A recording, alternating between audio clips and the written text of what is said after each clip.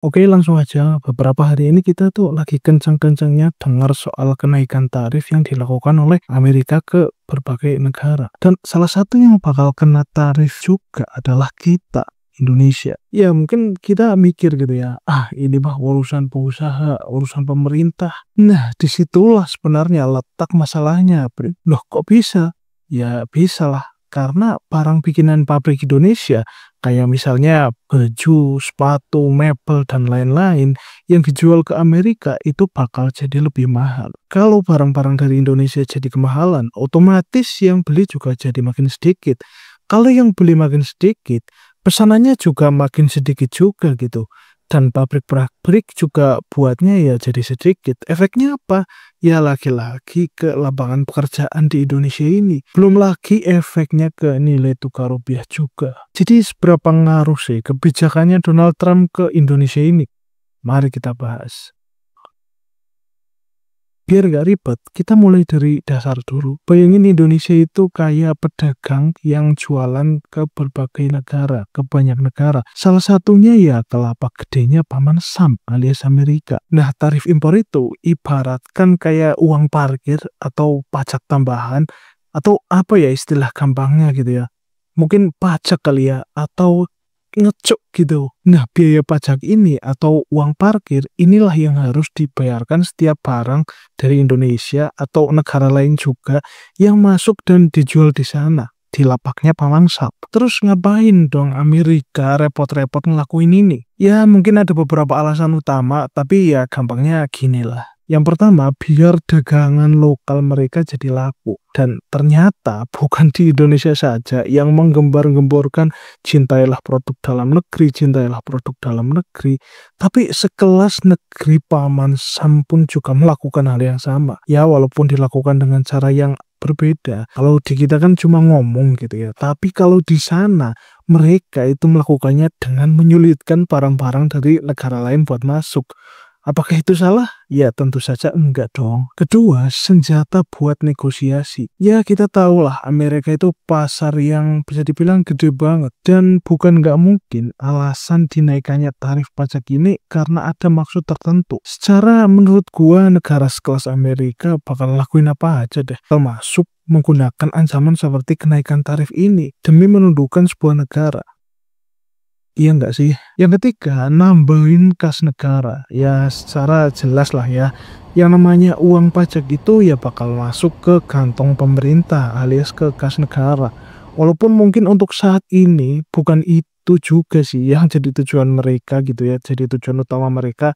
Tapi mungkin maksudnya ya bisa kita sebut Cina kali ya. Dan kalau di negara kita ya kita tahu sendirilah lebih sering masuk ke mana, lebih sering masuk ke kantong-kantong mana uang-uang itu. Yang keempat, pencitraan. Apakah mungkin? Ya mungkin aja dong. Para pejabat di sana mungkin ya sedang nunjukin kalau ini loh gua yang paling tegas, paling mengutamakan rakyat, paling mengutamakan kepentingan pemerintah, rakyat, belain UMKM. Ya mungkin aja gitu kali ya, tapi ya nyatanya ini cuma pencitraan sih menurut gua. Nah kita, Indonesia, sebagai salah satu pedagang yang lumayan sering kirim barang ke lapaknya Amerika, seperti baju, sepatu, mebel, ikan, karet, bahkan minyak sawit dan lain-lain, otomatis ya jadi ikut kena aturan main ini dong. Kalau Amerika lagi nggak serik sama salah satu negara, misalnya sebut saja Cina gitu lah ya, atau lagi pengen jagain industrinya, barang kita bisa aja ikut kena getahnya.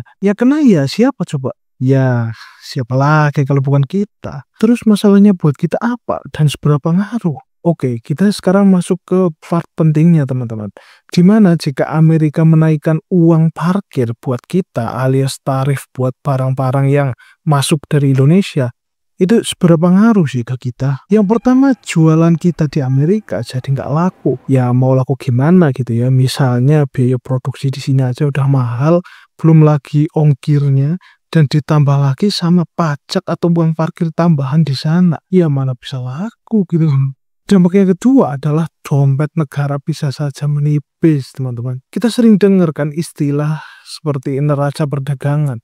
Anggap aja ini kayak catatan keuangan negara tentang seberapa banyak duit yang kita dapetin dari hasil jualan atau ekspor ke luar negeri, dikurangin seberapa banyak duit yang kita keluarkan buat beli barang-barang impor dari luar negeri. Kenapa bisa menipis? Ya karena barang-barang dari luar negeri itu dengan mudahnya masuk dengan biaya yang murah ke negara kita.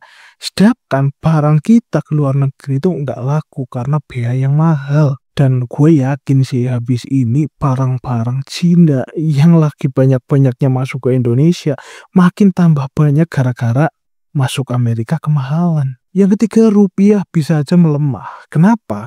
Kalau jualan kita ke luar negeri alias ekspor itu berkurang, artinya dolar Amerika yang masuk ke Indonesia itu bakal jauh lebih sedikit. Padahal ya kita butuh dolar gitu. Kita butuh dolar buat banyak hal lah. Buat bayar utang ke luar negeri, buat perusahaan-perusahaan kita beli bahan baku atau mesin dari luar negeri, bahkan buat kita beli barang impor juga. Nah secara kalau misalnya dolar yang beredar itu sedikit, tapi yang butuh dolar banyak, otomatis harga dolarnya jadi lebih mahal dong. Alias nilai tukar rupiah jadi melemah gitu. Dampak yang keempat adalah pertumbuhan ekonomi jadi melambat. Ekspor itu ibarat salah satu mesin penting yang bikin ekonomi negara kita itu tumbuh. Kalau salah satu mesin dari jualan ke Amerika misalnya itu seret gara-gara tarif, ya otomatis laju pertumbuhan ekonomi kita secara keseluruhan bisa aja ikut melambat. Kalau ekonomi melambat, target-target pembangunan bisa aja makin susah buat tercapai. Ya, atau kalau nggak susah tapi lama gitu. Dan lapangan pekerjaan baru lebih susah buat tercipta. Dan tentu saja kesejahteraan kita semua bisa kena imbasnya. Dampak yang kelima, orang-orang jadi ragu gitu buat invest ke Indonesia. Oh ini tentu aja bisa banget buat terjadi. Kenapa orang jadi ragu buat invest? Ya karena investor itu ya pasti cenderung buat nggak mau invest ke sebuah negara atau suatu negara yang apa-apanya itu serba nggak pasti. Ya ini udah jelas banget, nggak perlu ditanyakan lagi ya bre. Terus kita harus ngapain dong? Mengcounter balikkah? Kalau udah kayak gini, apakah kita hanya mau nonton aja? Ya jelas enggak dong ya. Walaupun mungkin apa yang kita lakukan itu nggak bakal ngefek sama sekali ke ini semua, tapi paling nggak kita jadi aware lah dengan semua ini. Nah, terus apa yang pemerintah bisa lakukan untuk mengcounter balik atau paling nggak buat ngatasin ini? Hal pertama yang harus gue bilang adalah tentu saja mencari lapak baru lah ya. Walaupun udah sering dikuar-kuarin di mana-mana, tapi kalau cuma ngomong aja ya gue sebagai rakyat jelata mah juga bisa kali. Tapi gue yakin nggak mungkin nggak ada lapak lain selain Amerika yang lebih worth it gitu atau sepada. Karena gue juga yakin kita butuh mereka, sedangkan mereka juga butuh kita juga gitu. Tapi mungkin anunya aja yang belum ketemu. Kedua mungkin ya bisalah lobby-lobby ke Amerika. Ya ini sih cuma masalah diplomasi juga ya, tapi gue juga nggak begitu yakin. Misalnya ngelobi Paman Sam, pasti ntar mereka mintanya yang macem-macem kan ya, yang aneh-aneh. Terus yang rugi siapa coba? Ya kita lagi. Tapi menurut gue juga nggak ada salahnya buat melobi-lobi mereka.